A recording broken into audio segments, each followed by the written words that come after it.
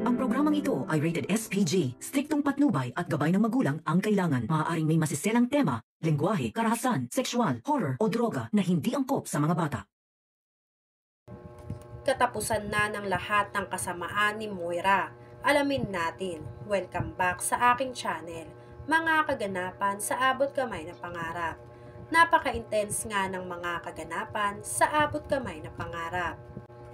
Nakipagkita si Annalyn kay Nushiji sa isang Chinese restaurant para malaman kung ano talaga ang gustong ipahayag o sabihin nitong si Nushiji kay Annalyn tungkol sa mag-inang Moira at Zoe.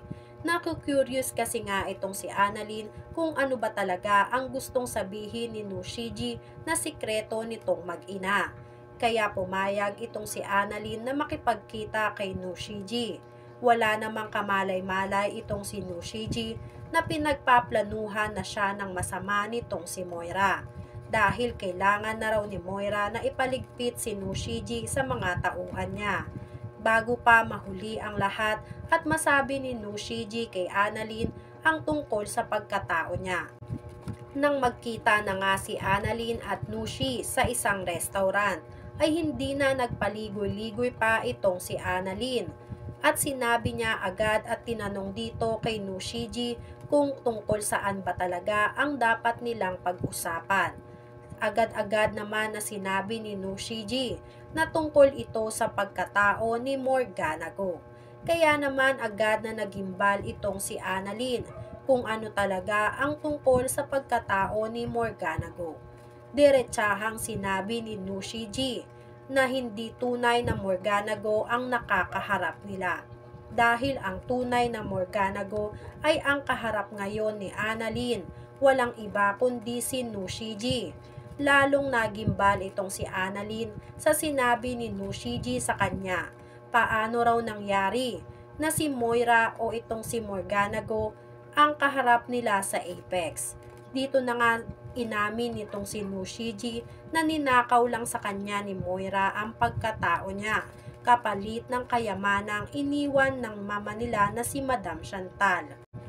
Hindi makapaniwala si Annalyn sa revelasyong sinabi sa kanya nitong si Nushiji, dahil nahalata ni Nushiji na tila hindi naniniwala itong si Annalyn sa mga sinasabi niya, ay naglabas si Nushiji ng ebidensya na makapagsasabi na siya ang tunay na Morgana Go. Sinabi ni Annalyn na kaya pala ganun na lang ang hinala nila dati pa nang biglang sumulpot itong si Moira o si Morgana Go sa Apex dahil may masama talagang binabalak ito at si Moira ay kaugaling-kaugali nga nitong si Morgana. Kaya hindi pala talaga raw nagkakamali si Annalyn na si Morgana Go at si Moira ay iisa. Kaya nagpaalam agad itong si Annalyn kay Nushiji na pupuntahan niya sa Apex itong si Morgana Go o itong si Moira para sabihin at ipagkalat sa buong Apex ang tinatagong baho nitong si Moira. Nang sa ganon ay hindi na ito makapagbiktima pa ng ibang mga tao. Sinabi ni Nushiji na tama ang gagawin ni Annalyn bago pa mahuli ang lahat. Sa kabilang banda, nakauwi na nga ng Pinas itong si Giselle. Dala ang pasabog na pinakahihintay niya sa mismong Halloween Ball ng Apex. Nagpaantay si Giselle kay RJ dahil may pasabog raw na dapat ay lahat ay nandoon mismo sa Halloween Ball para lahat ay makaalam ng sikreto na isasabog nitong si Giselle sa buong Apex. Kasabay nga ng pasabog nitong si RJ na sasabihin niya sa buong Apex o buong tao sa Apex ang totoong may sala sa pagtuturok ng insulin dito kay Doc Carlos. Samantala, buong akala nga nitong si Moira ay napaligpit na niya sa mga tauhan niya ang kapatid niya na si Nushiji. Walang kamalay-malay itong si Moira na alam na ni Annalyn lahat ng sikreto sa pagkatao niya. Masaya siyang ipinakilala itong si Zoe sa buong tao sa Apex. Nakangiti naman habang kumakaway itong si Zoe sa lahat ng tao sa Apex. Hindi nila alam na ito na rin ang katapusan ng lahat ng kasamaan nila dahil ibubulgar na ni Annalyn at nitong si Giselle kung sino talaga ang nasa likod ng pagkatao ni Morgana Go. Maya-maya ay dumating na nga si Annalyn. Agad-agad na pumwesto si Annalyn sa harap ng stage habang nag-i-speech itong si Morgana. Walang kamalay-malay itong si Morgana na ito na ang katapusan niya. Agad-agad sumigaw dito si Annalyn.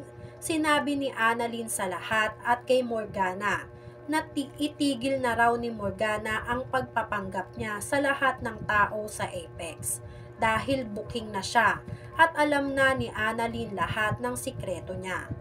Nagtataka nga si Morgana kung ano ang mga pinagsasasabi nitong si Annalyn. Sinabi ni Annalyn na huwag ka nang magsinungaling. Alam kong ninakaw mo lang ang identity nitong si Morgana Go at ikaw si Moira. Nagimba lahat ng tao sa Apex.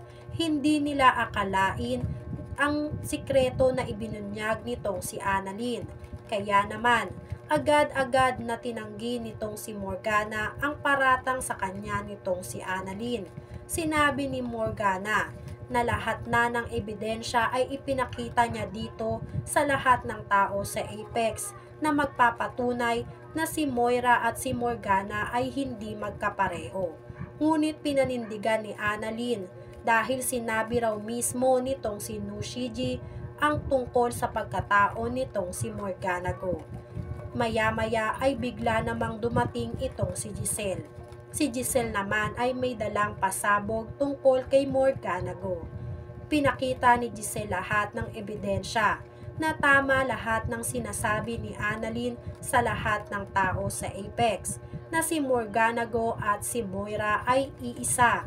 Lalong kinagimbal nitong si Moira lahat ng revelasyon at sikreto nilang nabunyag sa pinakamasayang araw sana sa kanilang dalawang mag-ina na si Zoe.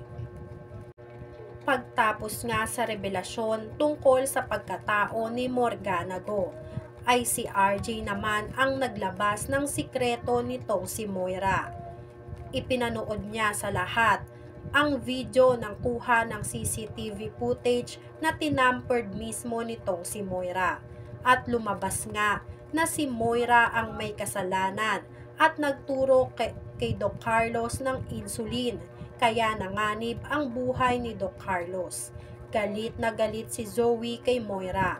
Hindi akalain ni Zoe na magagawa ng sarili niyang ina dito sa daddy niya ang karumal-dumal na mga pangyayari. Mabuti na nga lang daw ay nakaligtas itong si Doc Carlos. Kinasusuklaman nga nitong si Zoe ang mami niya na si Moira. Hanggang saan kaya aabot ang kasamaan ni Moira? Mahuhuli na kaya siya ng mga pulis o malulusutan na naman itong si Moira lahat ng ibinibintang sa kanya? Ano na kaya ang susunod na hakbang nitong si Carlos? Yan nga ang mga kaganapan at mga dapat nating abangan dito sa Abot Kamay na Pangarap. Kung gusto nyo pa ng mga ganitong klaseng video, ay mag-subscribe at i-like itong video na to. Maraming salamat po. I got you!